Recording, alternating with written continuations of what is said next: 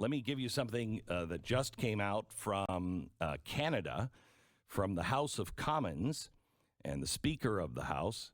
Police operation, House will not sit on Friday, February 18th. That's today. As per the Parliamentary Protective Services, PPS, most recent email notification, a police operation is expected to take place on Wellington Street and other locations in the downtown core of Ottawa. Given these exceptional circumstances and following discussion with all recognized party leadership, the sitting today of Parliament has been cancelled.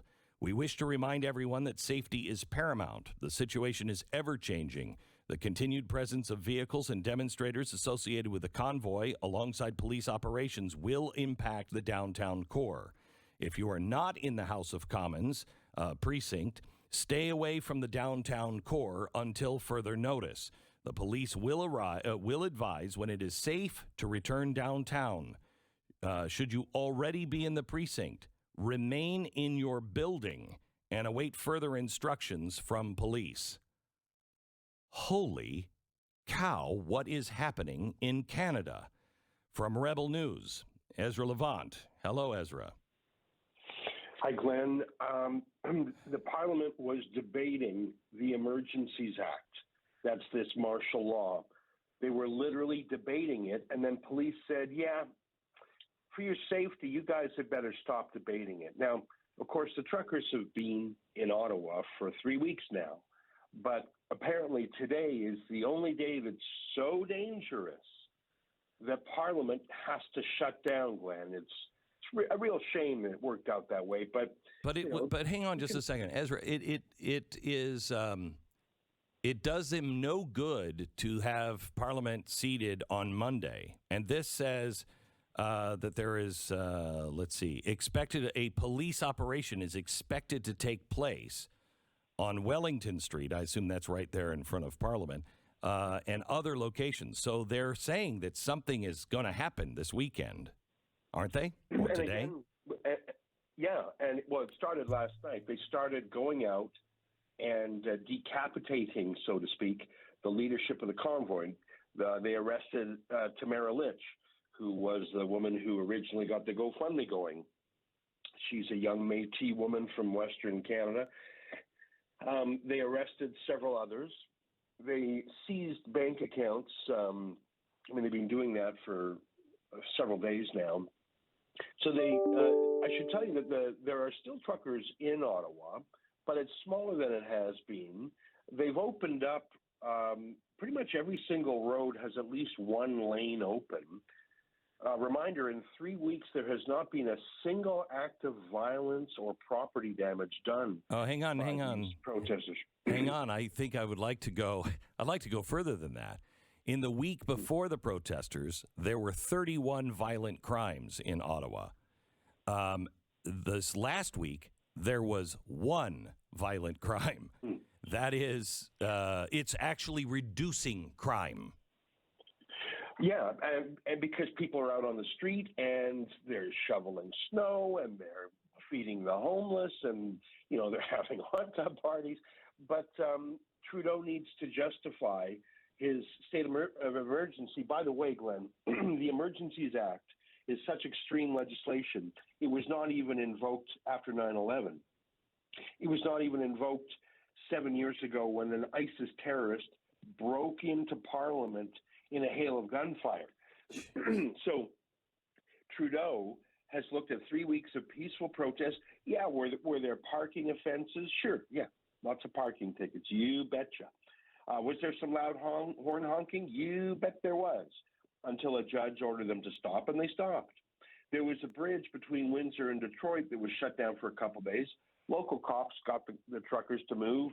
No violence, no resistance. So, a couple of minor traffic police matters, no violence at all. But Trudeau, never one to waste a crisis, authoritarian by nature, publicly praising people like Castro and Xi Jinping, thought this was his moment. And so he invoked the Emergencies Act, but it doesn't make sense from a public order point of view because, it's just regular cops that could move these trucks if they were breaking the law. He's really using it to suspend civil liberties, suspend Parliament. And I think the most terrifying part, Glenn, is that he is ordering Canada's banks to hand over to him whatever private information he wants about his political opponents, and when he directs them to seize their banking funds. And they've already seized millions of dollars. I want to say one thing because I know most of your listeners are American. As you may know, Glenn, there's free trade between Canada and the United States. And that free trade is the strongest when it comes to financial services. We have our Toronto Stock Exchange. You have the mighty New York Stock Exchange and NASDAQ and things like that. There is a tremendous amount of back and forth between our two countries. It's seamless. And we both trust each other. And we've trusted each other for decades, even centuries. But now, all of a sudden, if you look at the emergency order, and I encourage you to do so, this edict that Trudeau has ordered banks to give up information on anyone who has supported a trucker and to freeze bank accounts at his command of anyone who supported the truckers, that applies to foreign banks operating in Canada. There are dozens of U.S. banks operating in Canada. And by the way, there are Canadian banks operating in America. So this emergency order specifically has the word foreign in it 3 times. So if you're a customer of Wells Fargo, if you're a customer of Citibank, let's say you're down there in Dallas, Texas, and you donated $100 to the truckers, but you're with any bank that has a branch in Canada, you are specifically covered by this emergency order. So what's the head of Citibank or Wells Fargo supposed to do? Because the little banana republic tin pot tyrant Justin Trudeau says hand over the data and freeze the account. But that's against U.S. banking law, U.S. privacy law, and the First Amendment. So what are you going to do? And by the way, it applies to U.S. insurance companies that insure anyone in Canada as well. And there are dozens and dozens of U.S. insurance companies. Quick example. Let's say you're an American trucker who goes back and forth between Canada and the U.S. There's hundreds of such men. And let's say you honk your horn or you donated $100 to the truckers. But you're a U.S. driver who has a U.S. insurance policy with a U.S. insurance company. You're all-American. You just happen to come into Canada on your route. Well, this emergency order requires your insurer to cancel your insurance policy based on your politics. It is a legal order. And Trudeau says, hey, guys, don't worry about it. I will protect you from civil lawsuits. I will grant you immunity to attack my enemies for me. Well, that might work in Canada, but like I say, you're a U.S. trucker, U.S. insurer, U.S. everything. Are you really going to rip up your contract with an American citizen for expressing his First Amendment rights? If you don't, Trudeau's going to sanction you in Canada. But if you do, you're breaking American law.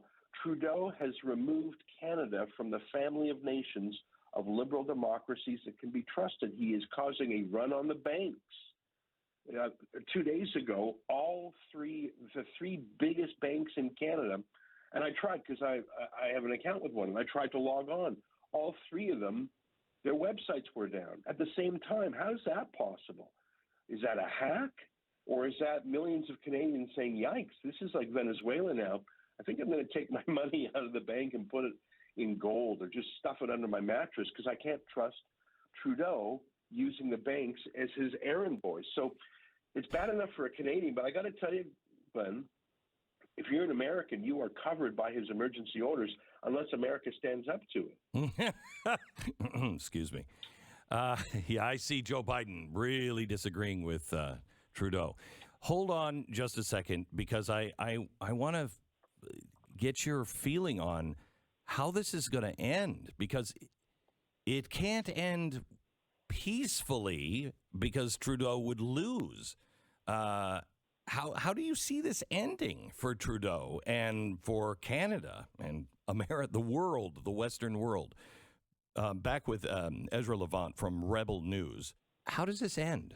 I mean, I don't know what to believe as an American. I don't believe, your press is paid for by the government. Not you, but the CBC and everything else. So I don't believe them.